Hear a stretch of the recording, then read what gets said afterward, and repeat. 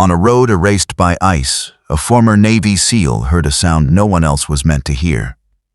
Inside a broken barn, a German shepherd mother had wrapped herself around 3 fading puppies, and the man, determined to abandon his old life, faced one final choice: keep driving or open his heart again.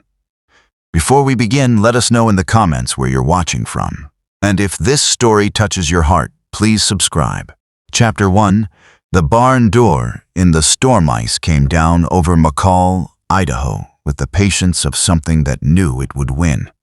By late afternoon, Payette Lake had vanished behind gray weather. The pines along Warren Wagon Road wore glass on every needle, and the mountains had drawn a white curtain around the town. Gavin Mercer drove north in an aging dark pickup, both hands steady on the wheel while the tires whispered over black ice. 2 duffel bags rested behind the seat. A locked metal case sat between them.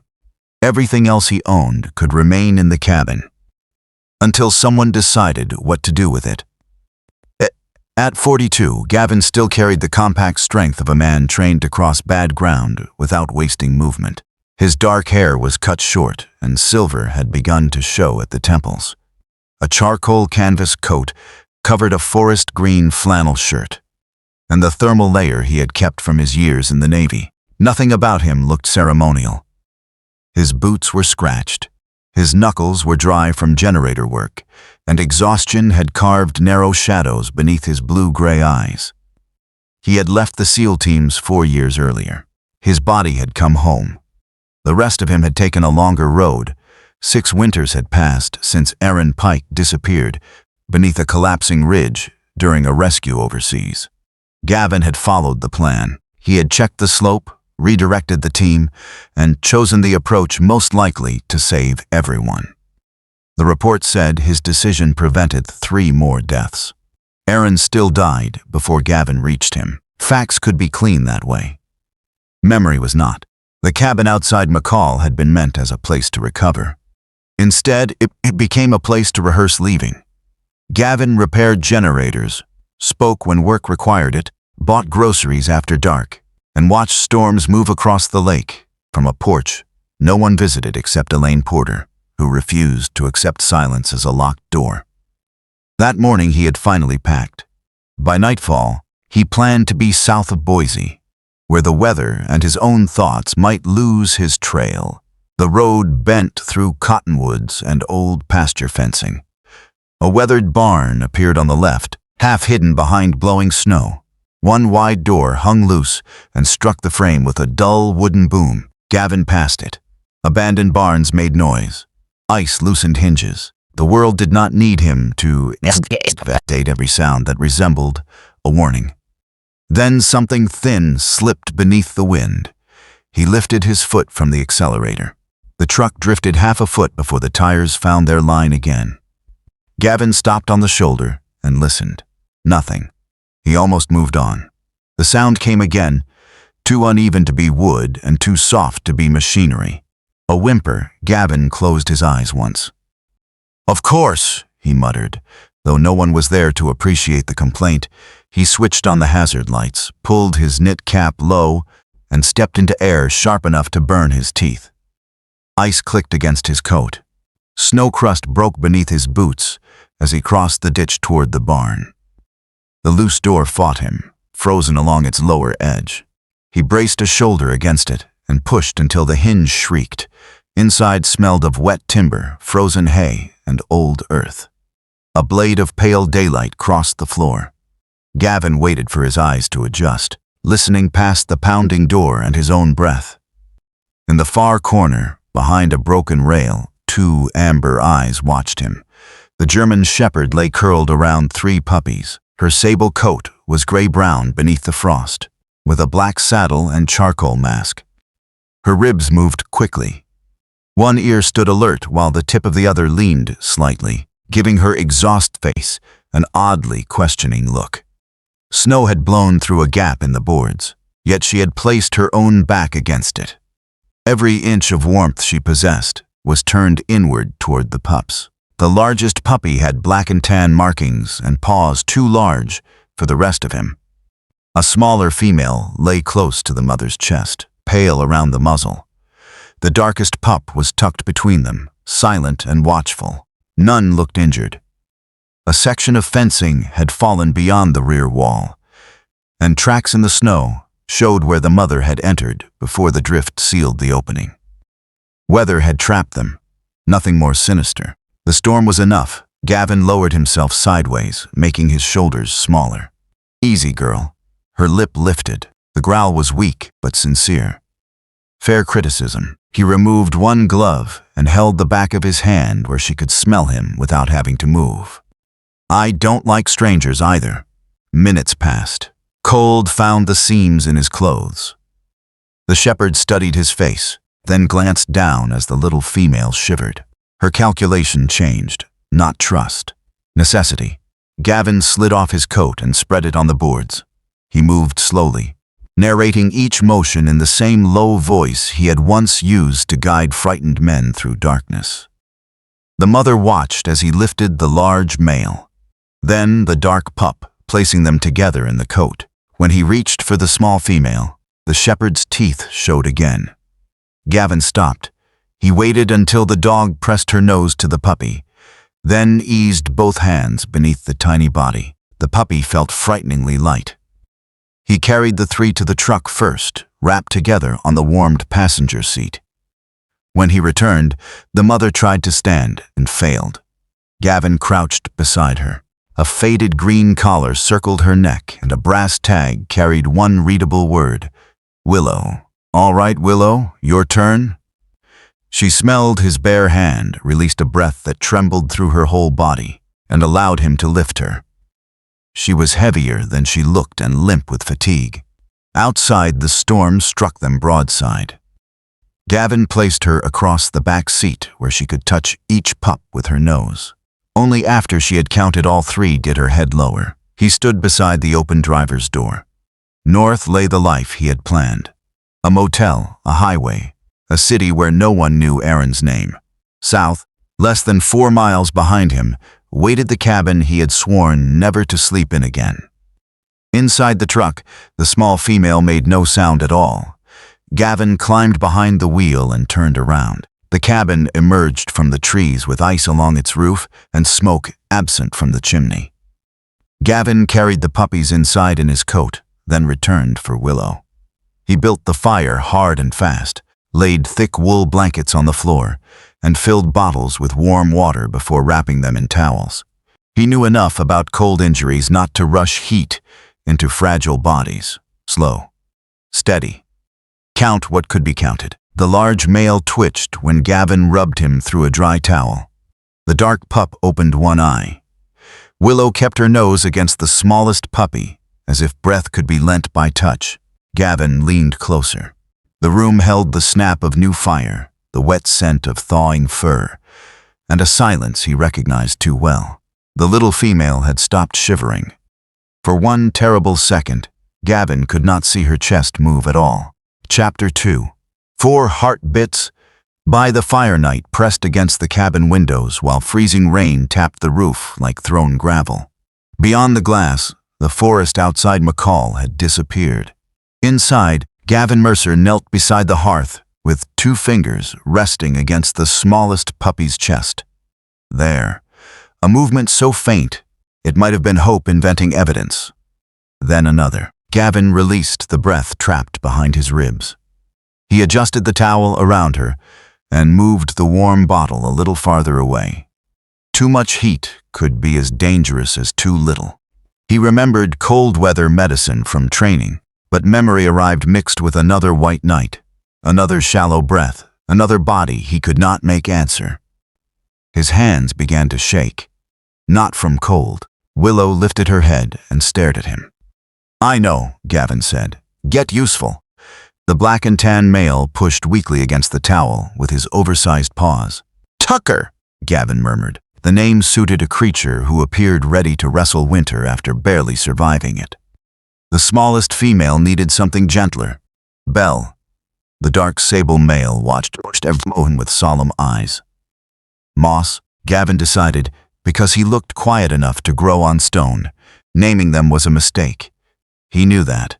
Names turned tasks into promises. He warmed water on the stove and dampened a cloth. Working in small sections, he dried the ice from Willow's paws and belly, while keeping the puppies close enough for her to see and smell. Willow objected whenever his hand remained near Belle too long, producing a low sound that seemed less like a threat than a formal complaint. Gavin found himself answering her. "You can file the paperwork tomorrow." The knock came shortly after 9. 3 measured taps. Human. Gavin rose too quickly, one hand moving toward a weapon that was locked in the metal case behind his truck seat. Old reflex. Empty hand. When he opened the door, Elaine Porter stood beneath the porch light, wearing a blue parka and carrying a worn medical bag. At 69, she was small enough to make the bag look oversized, but there was nothing fragile about her stance. Silver hair escaped from beneath her hood, and her clear green eyes swept over Gavin before settling on the blankets near the fire. "Your truck came back," she said, observant. "Your chimney started smoking like you were trying to signal, Montana." Also observant. Elaine stepped inside without waiting for an invitation. Move.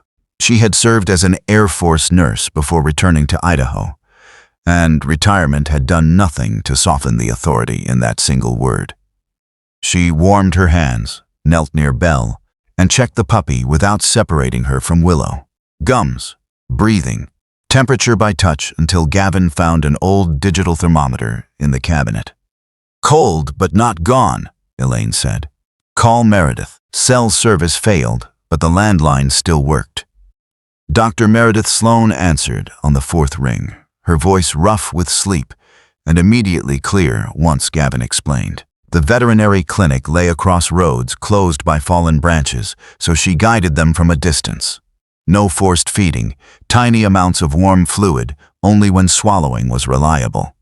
Record temperature. Watch, gum color. Keep Willow near the pups. But begin helping the mother warm separately, so she did not spend everything she had left. Gavin wrote every instruction on the back of an unpaid power bill. Elaine mixed a drop of honey into warm water and touched it carefully to Belle's gums. Willow watched, head raised. When Belle swallowed, the mother's ears eased by a fraction. Hors narrowed into small jobs. Replace a damp towel. Add a log. Count breaths. Touch water to Willow's mouth. Listen. Gavin preferred work that could be measured. Grief had no units. Fear did, if a man was lucky. Near midnight, Tucker managed a squeak loud enough to startle himself. Moss crawled beneath the edge of Gavin's thermal shirt, where it lay folded near the blankets. Elaine laughed softly. "He has chosen government housing." "Poor judgment," Gavin said. "Maybe he likes places with structural damage." The humor arrived without permission, thin but real. Gavin almost smiled. Willow gave a tired huff, as if both humans had failed to take the meeting seriously.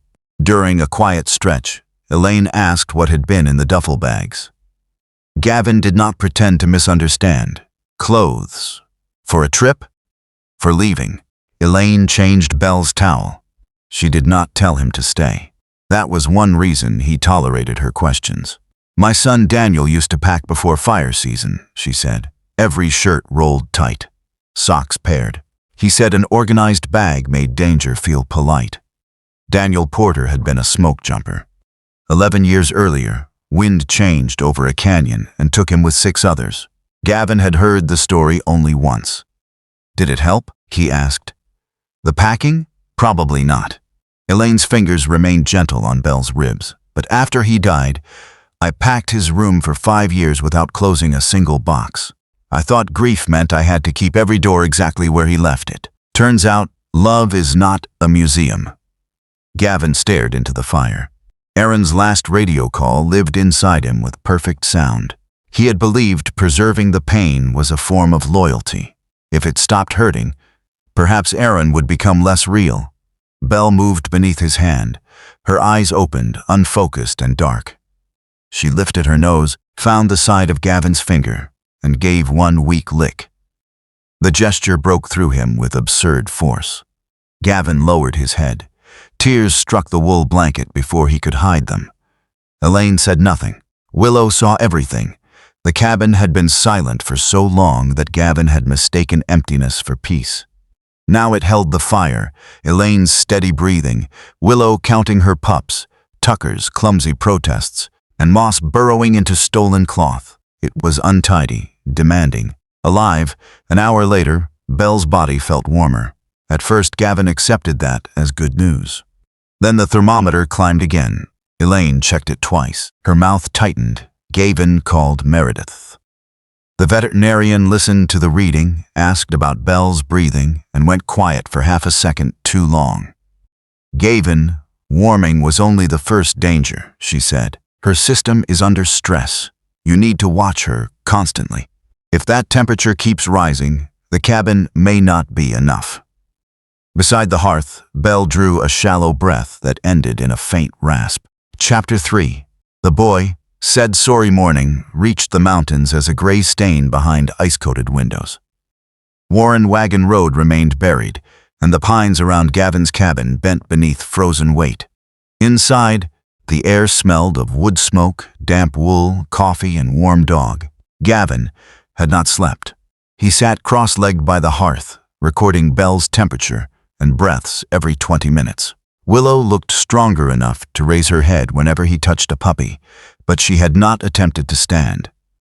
Tucker had discovered that his voice worked and used it without restraint. Moss lay beneath Willow's chin, watching Gavin with the grave patience of a much older creature. Elaine reheated coffee that had already survived 2 reheatings. "This is no longer a beverage," she said. "It is a disciplinary measure." Gavin drank it anyway. Meredith called at 7. Belle's temperature had steadied but not fallen, and the rasp remained. The veterinarian repeated the instructions, then said Pine Creek Chapel had a generator, backup heaters, and a radio connection to county emergency services. If Belle worsened, they would need to move. "Road is blocked," Gavin said. "The chapel is less than a mile through the old service lane. In this weather, that is not less than a mile." "No," Meredith agreed. "So do not wait until you have no choice." A harder knock sounded near mid-morning. Gavin opened the door to find a young man holding a plastic supply bin against his chest. He was tall and narrow, with dark blonde hair under a wool cap, brown eyes, and a red parka 1 size too large. Snow crusted his shoulders. "Pastor Joel sent batteries, clean towels, and puppy formula," he said. "I'm Bryce Dalton. Sorry it took so long. You walked here?" The ATV made it to the lower gate. "Sorry. Stop apologizing and get inside." Bryce obeyed, removing his boots with exaggerated care. He was 19, old enough to insist he was fine and young enough for the lie to remain visible. Elaine knew him from town and introduced him to the dogs. When she mentioned Belle's condition, he immediately offered to help. Gavin nearly refused. His instincts preferred fewer people, fewer variables, fewer lives attached to his decisions. Then Moss lifted his head at the sound of Bryce's voice. Bryce sat on the floor with a folded towel over his knees. He placed one hand palm down and did not reach. Moss watched him. A full minute passed before the puppy crawled forward and rested his chin on the towel. Something changed in Bryce's face. His shoulders dropped. He swallowed and stared down as though the animal had discovered a secret. "My dad liked shepherds," he said. Gavin continued filling warm water bottles. "Did he?" "He drove for Valley County Search and Rescue. 2 winters ago, a slide came down above Sesesh Summit. Bryce stroked the towel instead of the dog. We argued that morning. Nothing important. He called that afternoon and I didn't answer because I wanted him to know I was still mad." Moss shifted more weight onto Bryce's leg. "He died that night," Bryce said. "If I had answered, maybe he would have left 5 minutes later. Or earlier. Maybe he wouldn't have been on that part of the road." Gavin understood the machinery. The mind took an event too large to hold and reduced it to one controllable detail. A call, a route, a choice made in seconds. Blame felt terrible. Helplessness felt worse. A storm does not negotiate with a phone call. Gavin said. Bryce's jaw tightened. You don't know that. No, I know what it is to build a prison from the word maybe. Gavin placed a bottle beside Willow. You think guilt keeps your father close. Mostly, it keeps you standing on the same day he died. Bryce looked up, angry for an instant, then wounded. Gavin let the words remain imperfect. Comfort offered too quickly often sounded like dismissal. Tucker chose that moment to crawl into Bryce's wool cap. The puppy reached the crown, became trapped, and made an outraged noise from inside it. Elaine laughed. Bryce pulled the cap free, and Tucker emerged with one ear folded backward and the offended dignity of an admiral. Even Gavin smiled. Willow watched them, then released a low huff that sounded remarkably judgmental. She thinks we lack discipline, Elaine said. She is correct. Bryce stayed. He replaced batteries in the radio, folded towels, and recorded temperatures in careful block letters. He apologized twice more. Gavin ignored the first and assigned him another task after the second. By late afternoon, wind thickened around the cabin. Daylight faded early. Belle's body grew hot beneath the towel, and her breathing took on a wet edge. Gavin counted twice, unwilling to trust the number. Elaine listened close and looked at him. Time, he called Meredith. After hearing the new temperature, she spoke with quiet urgency. Move her to Pine Creek. The generator will give you stable heat. Joel has oxygen support in the emergency cabinet, and I can guide Elaine over radio. Do it before darkness closes completely. Gavin looked toward the window. Snow moved sideways beyond the glass. 4 lives on the floor, 3 people in the cabin. Less than a mile that might as well have been an ocean. For years he had believed needing help was the first sign a mission was failing. Belle drew another ragged breath, and the old belief finally showed itself for what it was. Pride wearing a uniform. Bryce, Gavin said, reaching for the blankets. Tell Pastor Joel we are coming. Willow tried to stand. Her legs folded beneath her. Gavin caught her before she reached the floor. Chapter 4. The mile through. White. Darkness arrived early over McCall, and the storm erased the service lane between Gavin's cabin and Pine Creek Chapel. Gavin wrapped Belle first, leaving her face clear, then secured warm bottles outside the inner blanket. Elaine held her against her chest.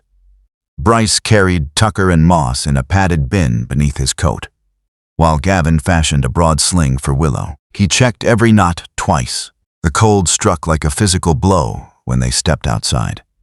Gavin broke trail, leaning into wind that filled each footprint almost as soon as he made it. Behind him, Elaine called Belle's breaths at steady intervals. Bryce answered whenever Gavin asked about the other pups. No one wasted words. Halfway there, a pine limb cracked in the darkness. Gavin dropped instinctively, memory turning snow into another mountain. Then Willow pressed her muzzle against his jaw from the sling. Warm breath, amber eyes. Here, not there. Gavin named what he could feel. Canvas strap, frozen beard, living dog. He rose and kept moving. Pine Creek Chapel appeared as a square of yellow light. Pastor Joel Ramsey opened the door before they reached it. He was a broad man with a salt and pepper beard and the practical faith of someone who had already moved pews, tested heaters, and boiled water. 3 adult volunteers waited with towels and supplies. No one asked Gavin to explain. They simply took the weight he handed them. Elaine placed Belle beneath a lamp at the safe distance Meredith specified over radio. Bryce recorded time and temperature. Joel adjusted the generator. Gavin settled Willow where she could touch all 3 pups. The shepherd counted them by scent, then laid her head across Gavin's boot and closed her eyes. She trusted other people to keep watch. That trust frightened him more than the storm. Horse passed in, measured work. Belle's temperature climbed, then held.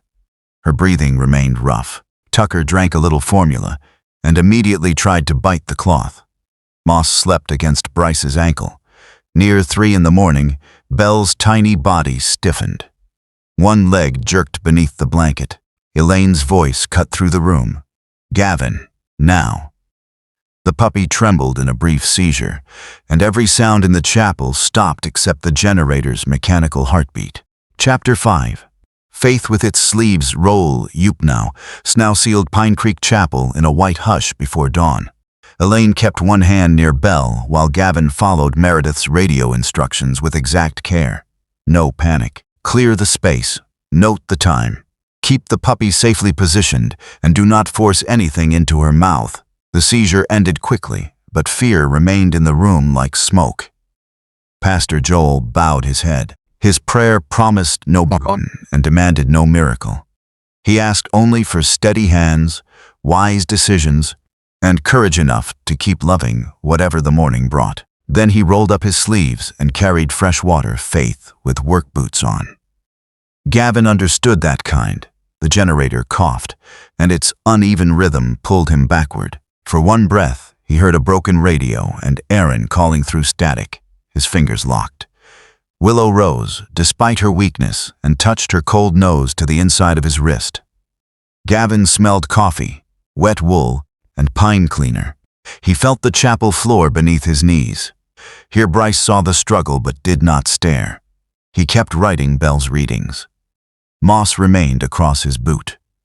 "My decision on that ridge was correct," Gavin said quietly. "Aaron still died." Bryce looked at him. "Both things can be true," Gavin continued. "That is the part nobody tells you. A good choice does not command the world. Your unanswered call did not command the storm either." Bryce's eyes filled. "Then what do we do with it?" Gavin looked around at the towels, the tired volunteers, and Willow allowing strangers near her children. "Maybe we stop carrying it alone." Just before sunrise, Belle's fever began to fall. Not suddenly, one fraction at a time. Her breath deepened, and when Elaine checked again, she nodded. The room exhaled together. Joel whispered thanks. Bryce laughed once through tears. Gavin rested his forehead near Willow's, and the shepherd allowed it. Relief lasted 20 minutes. Willow refused water. When she tried to stand, her front legs shook and folded. Gavin caught her, feeling how little strength remained beneath the thick sable coat. The radio crackled. Meredith was on the newly opened road, driving toward them through the last of the storm. Chapter 6. The mother, Louisu would not rest morning broke pale and cold over Pine Creek Chapel. Dr. Meredith Sloan arrived in an old veterinary truck with chains on the tires and ice packed beneath the wheel wells. She entered carrying 2 cases, chestnut hair tucked beneath a knit cap, hazel eyes already assessing the room. She examined Willow first. The shepherd watched every movement, but Gavin remained beside her, and Meredith never hurried. Dehydration. Exhaustion. A body that had spent its reserves protecting 3 smaller bodies. Willow accepted fluids and finally drank when Gavin held the bowl low enough that her nose could remain near Belle. Tucker and Moss were recovering well. Belle needed careful feeding and observation, but her lungs sounded better and the fever had broken. Meredith found no evidence of restraint, deliberate injury, or cruelty. The fallen fence and tracks at the barn told a simple story. Willow had sought shelter before snow closed the exit. "The storm did this," Meredith said. "And she kept them alive." No microchip appeared on the scanner. Joel contacted the county, posted the required notice, and helped Gavin begin temporary care paperwork. Gavin signed his name slowly. Reports had once closed doors. This paper made room. 2 days later, after the road cleared, he brought Willow and the puppies back to the cabin. Smoke rose from the chimney. Clean blankets waited near the hearth. Bryce had placed Tucker's wool cap trophy on a hook with a handwritten label, evidence. For the first time in years, Gavin laughed inside that house. Then he saw the 2 packed duffel bags beside the door. They belonged to the man who had planned to flee. Belle stirred in his arms. Willow stepped past him, inspected the room, and lay beside the fire as if the decision had already been made. Gavin carried the bags upstairs. Chapter 7. A Moutine Cald homemark softened the snow around McCall without removing winter entirely. Gavin's mornings began with paws on wood instead of silence. He measured food, checked Belle's temperature, cleaned blankets, and helped Willow regain strength through slow walks on the porch. Tucker attempted speed before learning balance. Belle followed Gavin's shadow. Moss waited by the door each afternoon for Bryce, who arrived after work with a notebook and fewer apologies. Gavin taught him to offer a hand, wait for choice, and reward calm attention. When Bryce made mistakes, Gavin corrected the method, never the young man. He repaired the fence behind the cabin, then built a low training yard from smooth boards. Willow crossed the first platform with composed dignity. Tucker fell off the side into soft snow, emerged offended, and tried again. Belle stole Gavin's glove. Moss carried it to Bryce. Elaine watched from the porch beneath a blue shawl. Your security team appears compromised. Internal investigation is ongoing. Work gave the days a shape. More important, people came through the gate. Meredith checked the dogs. Joel delivered lumber. Elaine reorganized Gavin's kitchen with the ruthless confidence of an occupying force. The cabin stopped feeling invaded and began feeling used. One evening, gold light settled over the trees. Gavin told Elaine there would always be animals stranded after storms, retired working dogs, and families who needed temporary help. The land could become a quiet recovery place. Not a crowded kennel, a haven built around warmth, routine, and patient hands. Saying it aloud left him exposed. Elaine looked toward Willow, sleeping with all 3 pups around her. Then we should find out what it requires. We. The word stood where fear had been. Chapter 8. The name on the old map. Spring sunlight flashed across Payette Lake while snow remained in the shaded forest. Elaine turned Gavin's idea into a list. County approval, drainage, quarantine space, backup power, evacuation routes, veterinary oversight. Dreams, she believed, deserved clipboards. Pastor Joel found the land map. Meredith drafted medical procedures. Bryce offered to maintain training records. Gavin's instinct was to hold every responsibility. But Aaron's old advice returned. A team survived by passing weight before someone collapsed beneath it. Willow tested the new yard. She crossed the low bridge, turned, and waited until Gavin followed. Belle pranced up behind him. Tucker carried a measuring tape away at full speed. Moss sat beside Bryce as though supervising. During lunch on the porch, Bryce said he wanted to return to college and study emergency management with a focus on animal rescue. He feared the plan was merely another apology to his father. Would the work help living things? Gavin asked. Yes. Would you still choose it if nobody praised you? Bryce looked at Moss. Yes. Then it is purpose, not punishment. Elaine placed a volunteer form on the table. Bryce held the pen for a long moment before writing his name. Moss put one paw on the paper and left a muddy print beside the signature. Official witness, Joel said. They chose a name from the old map and the idea that had guided Gavin home through weather. North Star K9 Haven. The county inspector called that evening. Approval would require a full site review and an emergency drill. Another late-season storm was already building west of the Cascades. Chapter 9. The wait passed. Hand-to-hand cold rain darkened the roads around McCall as County Inspector Laura Hendricks walked Gavin's property with a clipboard.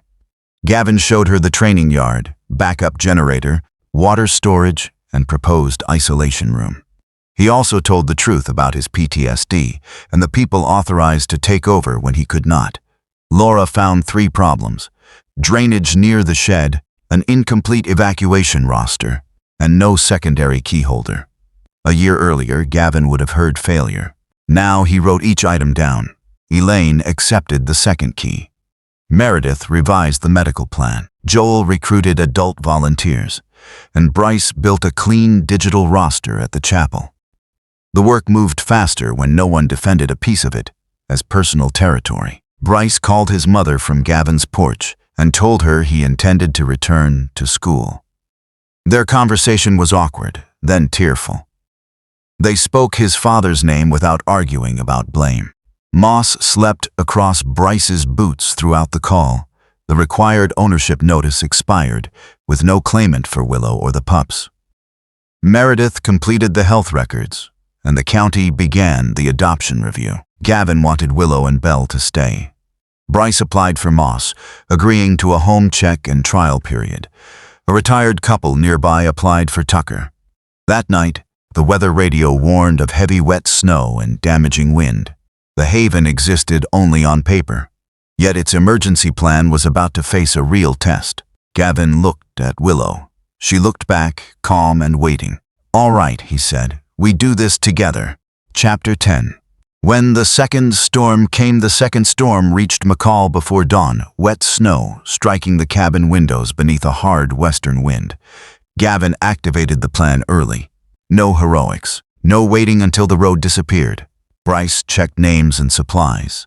Elaine opened Pine Creek Chapel. Meredith prepared the warm animal room. Joel coordinated drivers.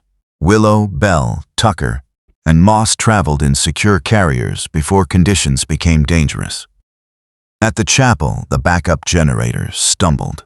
The sound tightened Gavin's chest, but he did not vanish into the maintenance room alone. He took 2 volunteers, explained the fault, and divided the work. A clogged fuel filter emerged as the culprit.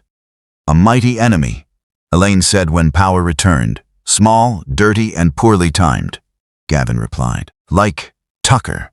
Across the room, Tucker was stealing a sock. The laughter that followed loosened something in Gavin. He laughed too, openly, without feeling he had betrayed anyone who was gone. Bryce guided new volunteers in calm handling while Moss watched from beside him. The young man who once apologized for occupying space now spoke clearly because others depended on him. Willow rested with her pups, safe before the worst weather arrived. By morning, every person and animal on the roster had been accounted for. The plan worked because responsibility had many hands. When the storm weakened, Laura Hendricks arrived carrying a sealed county envelope. Gavin wiped his hands on his jeans but did not take it alone. Elaine, Meredith, Joel, and Bryce stood beside him. Chapter 11.